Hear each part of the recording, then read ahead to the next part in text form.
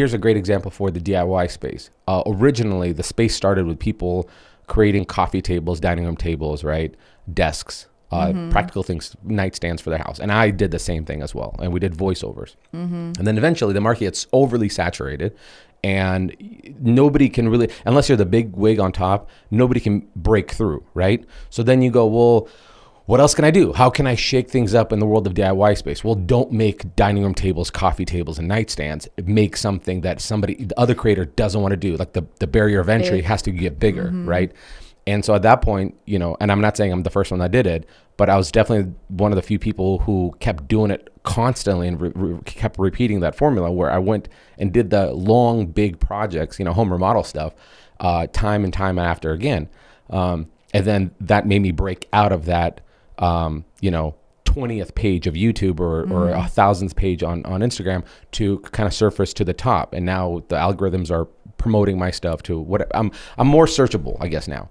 And I think that's the same thing you guys have to do is I think you guys are all doing the same thing that everybody's doing the same way as we started in DIY. Well, that's what I'm saying. You guys have to break through. That's why like for me, it's just like this slow growth. There's nothing, but it's also, but if you keep repeating that, you're just eventually not going to be anywhere. I mean, you're going to stay in the slow growth unless you figure out a very inspirational or a very transformative way how to present design.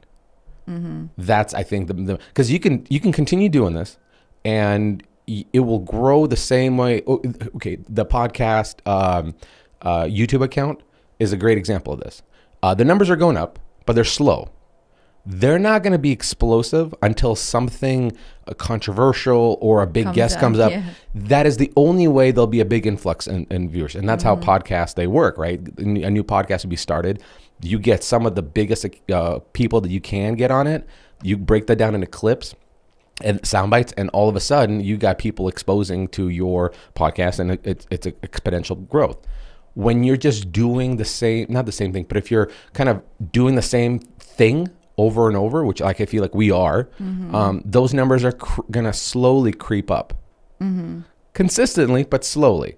So the big question for you is like you can either stay in the slow growth, and eventually kind of get tired, or you start kind of questioning, what can I do to have that exposure? I've been questioning that, and I have not come up with anything. Yeah, no, you did. No, but you did. But you also, by doing that, you, like, let's say we're just going to talk about your TikTok, right? You kept putting TikTok videos out. They didn't do anything. And then, but you kept doing it, and you kept going, I thought that was a great idea. It didn't work. That sucks. Okay, on to the next idea. And then it exploded.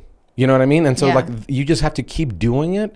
And keep, I guess the people who make it are the people who are so, not stubborn, but they're so resilient. Yes. And don't let that, like, they constantly like lose sleep going, how can I be different? What can I do differently? Why did that work? Especially, like, sometimes it's good for you when you go, man, this project's going to be a banger. Like, this video is going to pop off, and it doesn't. Yeah. And then you get discouraged and you go, no. The formula was right. What did I do wrong? Like, well, what about your thumbnail? Was it captivating enough? What about your titling? What about your hook in the very beginning of the video? That stuff starts becoming very relevant, and you lose sleep over it.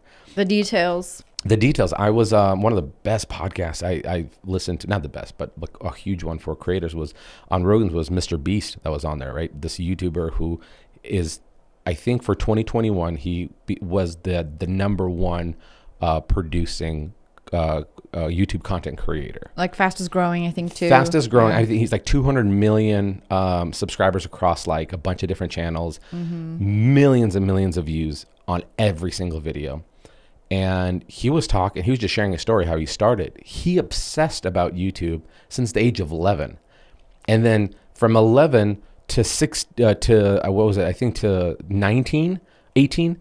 From 11 to 18, nothing really happened. And things started actually happening when he was 18. So for 7 years, he was just grinding it out, just obsessed. He graduated college. He went to college, community college.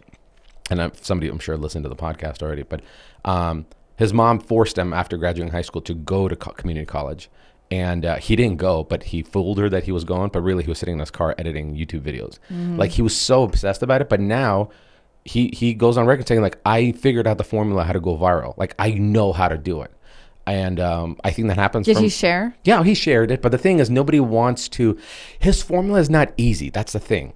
Well, of course. Otherwise, everybody would be having millions of It's not a secret. Subscribers. I mean, it was a secret because nobody really knew. But when he explained it, you're like, oh, duh, that makes sense.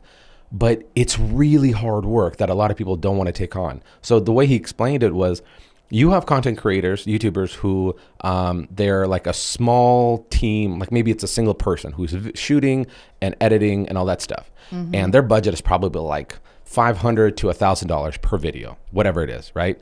And then you have a different group of YouTube videos, content creators like Mr. Beast, who have like a budget of $500,000 that they would spend recreating some kind of scene or whatever, or giving away through a challenge, you know, buying a $100,000 car, giving that away or something like that. Right.